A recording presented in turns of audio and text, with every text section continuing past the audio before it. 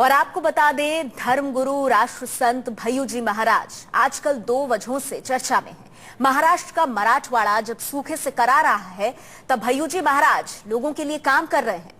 मराठवाड़ा में सूखे से निपटने के इंतजाम से वो नाखुश भी हैं। भय्यू जी महाराज ने हाल में सार्वजनिक जीवन से संन्यास की बात भी कही है। कभी अन्ना हजारे के अनशन के मंच पर, कभी मोदी के उपवास पर दिखने वाले भय्यू जी महाराज सूखे के हालात पर हमसे बात करेंगे। हम भय्यू जी महाराज से उनके निजी जीवन और सार्वजनिक जीवन से संन्यास पर भी बात करेंगे। और हमारे साथ राष्ट्र संत भय्यू जी महाराज जुड़ गए हैं इस वक्त। स्वागत है आपका भय्यू जी महाराज जी एबीपी न्यूज में। सबसे पहले मैं आपसे ये जानना चाहूंगी, मराठवाड़ा जिसके लिए आपने इतना काम किया किसानों के लिए, सूखे से निपटने के लिए, वहां आज इतने भयंकर सूखे के हालात क्यों बन गए हैं? आपको क्या लगता है?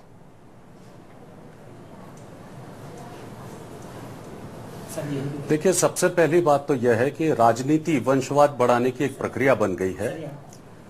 धर्म ये भगवान बनने का साधन बन गया है और समाज सेवा ये पुरस्कार प्राप्ति का ध्येय प्राप्त करने का एक मार्ग बन चुका है। आज जो समाज सेवा हो रही है या समाज सेवा के नाम पर जो प्रसिद्धियां ली जा रही है, वो मात्र अपने आप की स्वयं प्रभुता को स्थापित करने के लिए की जा रही है। अगर आप देखें तो आज समाज सेवा की जो स्थिति है, वो अगर आप प्रैक्टिकली जाकर अगर वहां पर देखेंगे जहां पर कि लोगों को आवश्यकता है, तो वहां पर आपको समाज सेवा का सच्चा रूप आपको दिखाई देगा। मैं अधिक बोलने के बजाय करने पर विश्वास रखता हूं और आज परिस्थिति ऐसी है कि मैं ये नहीं बोलता हूं कि मैं कुछ अलग हूं या मैंने कुछ विशिष्ट किया, पर एक सामान्य किसान परिवार से आकर चमत्कार ना दिखाते हुए, आडंबर ना करते हुए, ब्रांडिंग और इवेंट के झगड़ों में न पड़ते हुए या फिर ब्रांडिंग और इवेंट के झगड़ों में ना पड़ते हुए या फिर कोई इवेंट्स मैनेज ना करते हुए आज हमने लो प्रोफाइल रहकर आज आप विश्वास नहीं करेंगे कि हजारों तालाबों का निर्माण किया। आज बीड़ जिले में जहां पर सूखा प्रभावित जो क्षेत्र है, जो सबसे भयंकर सूखे से पीड़ित क्षेत्र है, वहां पर अगर आज नालों का सबसे ज्यादा गहरीकरण या फिर जो आने वाले कम से कम 50 सालों तक पानी की समस्या न रहे, इस समस्या को दूर करने के लिए काम किया जा रहा है। इसके साथ में अभी 7 मई के पहले लगभग 12 से 15 हजार किसानों को हम मिर्ची के पौधे देकर उनको जो है सप्लिंग्स तैयार करेंगे। उसके बाद में मिर्ची का जो पाउडर तैयार होगा, उसको हम जो है उसको डायरेक्ट जो है महिला बचत गटों के माध्यम से महिला सशक्तिकरण और सबलीकरण करने के लिए हम जो ग्रामीण क्षेत्र की जो हमारी माता बहन है, उनके द्वारा जो है उसको प्रोडक्ट को तैयार करके वो मार्केटिंग करेंगे। 154 गांव में जमीन सुधार, इसके पूर्व में हमने 800 गांव में जमीन सुधार किया। यही नहीं, पर उत्तम प्रकार का बीज मिले किसान भाइयों को, उसके लिए हमने 50,000 किसानों को लगभग अभी तक मुफ्त में धार्मिक क्षेत्र के खर्चों को, धार्मिक कार्यक्रमों के खर्चों को बचाकर हमने ये सब कार्य किया हुआ है। और अभी हम जो है लगभग 153 गांव में जमीन सुधार का पूरी तरह से जमीन सुधार हो सके, वहां पर जल व्यवस्थापन हो सके, इसके लिए कार्य कर रहे हैं। यही नहीं, लगभग 2,500 परिवार को भय्यू जी महाराज, आप इसकी कोशिश कर रहे हैं, पर मैं आपसे ये जानना चाहूंगी, आप इतना काम कर रहे हैं, अच्छे दिनों का वादा करने वाली मोदी सरकार और देवेंद्र फडणवीस सरकार महाराष्ट्र में ये सूखे के हालात को समझ क्यों नहीं पाई?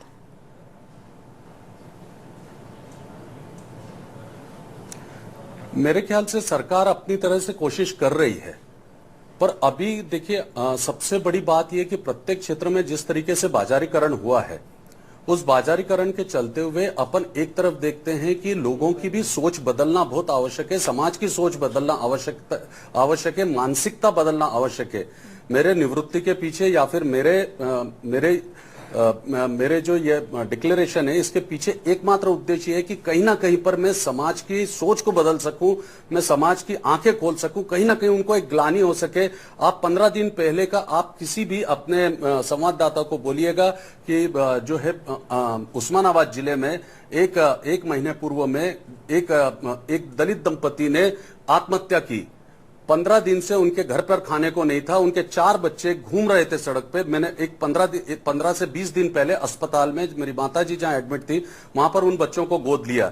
यही नहीं, कई परिवार जिन्होंने आत्महत्या की है, उन आत्महत्याग्रस्त परिवारों का आप स्वयं जाकर दौरा करें और देखें उस प्रत्येक परिवार के सदस्य को। मैंने कहा मैं आपको पैसे देकर और आपके पैसे देकर मैं आपको परावलंबी नहीं बनाना चाहता, स्वावलंबी करना चाहता हूं, उनको नौकरी देने का कार्य किया।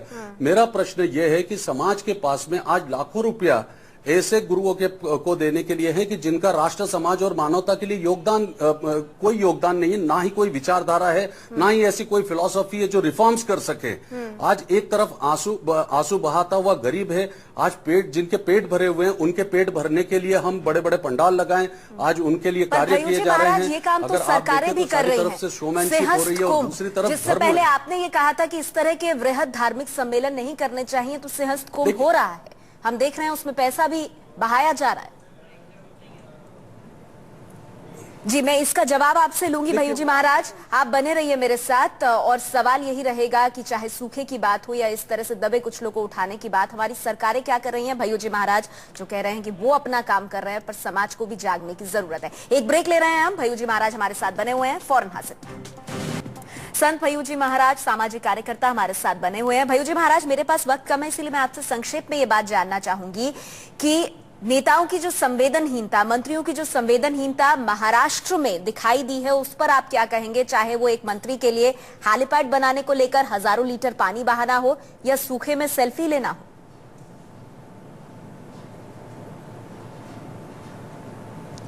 देखिए, मेरा बहुत एक स्पष्ट मत है कि संवेदनशीलता और समाज की जो अपेक्षा है या फिर जो आवश्यकताएं हैं, उसको आज चाहे राजनेता हो, समाजसेवी हो, धर्मगुरु हो, इन्होंने समझना बहुत आवश्यक है। आज हमारा कर्तव्य और हमारा जो कर्तव्य के साथ जो हमारा उत्तरदायित्व है, समाज के किस वर्ग के प्रति होना चाहिए, ये आज हमारे को समझना चाहिए। और इसके लिए मात्र ये सिर्फ हम कुछ कर रहे हैं, इसके बजाय वास्तव में हम उन तक पहुंचें, उनकी समस्याओं को समझें और उन तक उसका निराकरण करें, तो ही इसका पहल निकल पाएगा। विदर्भ में जब 1200 सूखाग्रस्त था, किसान आत्महत्या कर रहे थे, मैंने 1200 गांव में पैदल घुमा हूं, 5 लाख किसानों से मैंने पर्सनली ट्रैक किया है। इतना ही नहीं, अभी मराठवाड़ा के 340 गांव में मैं पर्सनली घूम के आया हूं। एक एक गांव में मैं अक्टूबर में घुमा हूं, आप पता कर सकते हैं। मैंने सारी समस्याओं की जानकारी ली। मेरे पास में 33,000 फाइल्स है। किस कारण से किसान आत्महत्या कर रहे हैं? महाराष्ट्र सरकार के मंत्री वो नहीं कर रहे हैं जिसकी उम्मीद उनसे होनी चाहिए।